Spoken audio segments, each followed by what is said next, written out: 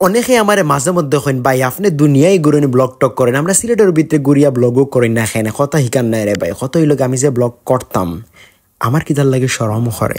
এখন কত হইল গে সরম লিয়া গড় বইলে হইবনি ওইতো না। ওটার লগে সামিরের আসি, তারা কইছি তুই আমার লগে লগে খালি আটিবি আর ক্যামেরা মুখা এমনভাবে চাইবে লাগতো যে সামনে আমরা কোনো ক্যামেরা না। হে আমার কথা হনি আমার লগে আটা শুরু করলো, আর আমি দেখলাম মানুষে বেখ বেখ হইয়া সার কোনটা খরান নাই। এখন আমার সরম বাঙ্গাইতে ফয়লা খাম ইয়াল্লা সরম বাঙ্গানিত লাগিয়ে নি আর একবার শর্ম ফড়ি জিরাম।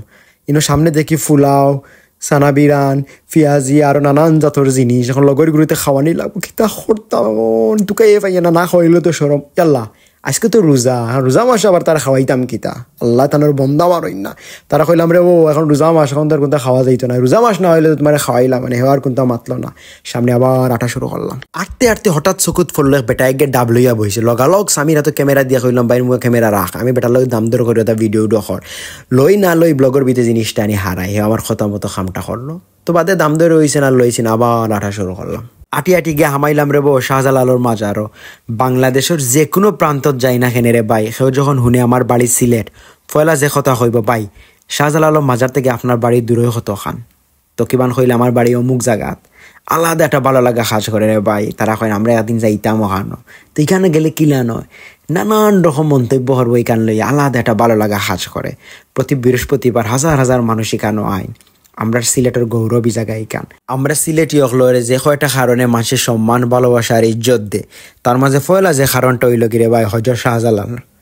তো আমরাও মানুষের পরিচয় দেই আমরা শাহজালালের উত্তরসূরি।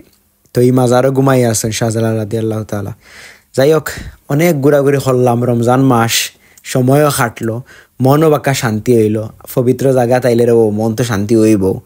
তো আপনারও সুযোগ পাইলে আইবা ভাষানিত, দেশের যে কোনো প্রান্ত থাকি দেশ বিদেশ যে উইবা দিয়ে আইবা, আবার আইয়া চক্কর করে দিয়া যাইবা, শাহজালালর মাজার জিয়ারত করবা।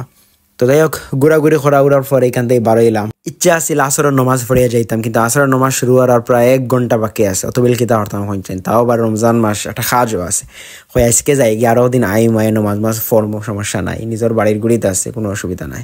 মাজার থেকে বারোনি পরে হঠাৎ খেয়াল করলাম রে ভাই যত ভাড়া তসবি আল্লাহ তো লম্বা লম্বা তসবি রে ভাই, এটা কিতা হইতাম এবার হই লই লিতাম নি। পরে চিন্তা করি দেখলাম লিয়া কিতা হরতাম, যদি ফড়ি না তাইলে তো অসুবিধা। আটি আটি দেখলাম রে হলতা, তবে এখান জিনিস না হইলে না হয়। অনেকে কইতা পারেন ভাই আপনি কিতা হইলা সরম, বিষয়টা হয়েছে কি রে ভাই এখান তো নিজের শহর নানি, বাইরে কোনোখানে গিয়ে ব্লগ করলে কোনো অসুবিধা নাই, ফট করে ক্যামেরা বা করি আটা শুরু করলাই। এখন ইনো তো টুকটাক মানুষে ভালোবাসেন চিনে নো, তো ক্যামেরা অন করে লোক ও রিমন ভাই কিতা করলাই এখানে উনিয়ালে রয়ে সরম করে আদি কি ওর ব্লগ করতে লোকালো পুকুরের ভিতরে আর আটা শুরু করলাই। গরম হয়েছে আস্তে আস্তে সরম ভাঙ্গে। তো যাই হোক আজকের মতো ব্লগ অতটুকুই, দেখা হইব নতুন কোনো ব্লগও। ততদিন পর্যন্ত ভালো থাকবা, সুস্থ থাকবা। আসসালামু আলাইকুম।